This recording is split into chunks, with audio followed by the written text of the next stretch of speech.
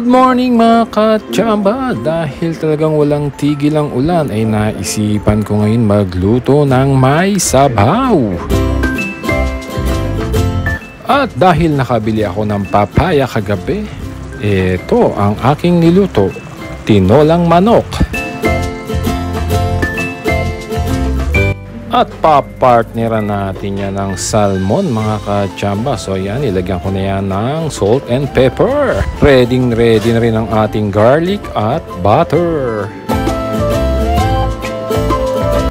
Sa mainit na fry pan ay maglagay tayo ng olive oil.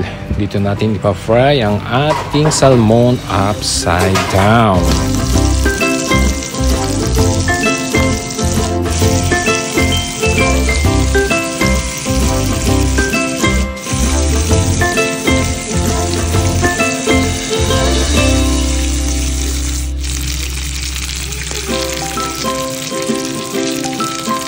After frying upside down, ay ilagay na natin ang butter at ang garlic.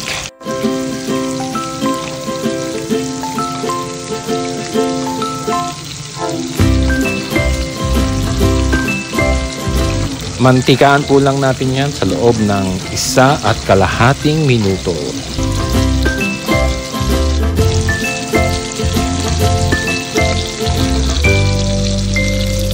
At heto na, ready to serve na to mga katsamba.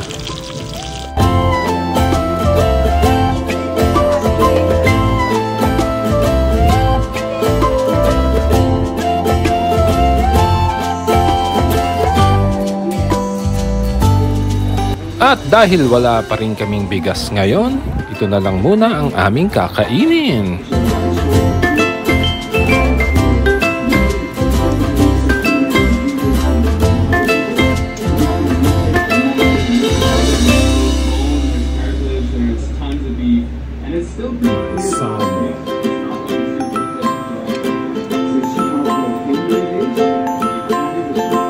No rice, no problem.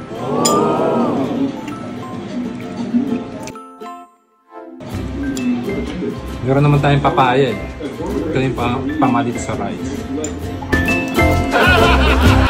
Don't forget to follow and share para mas masaya.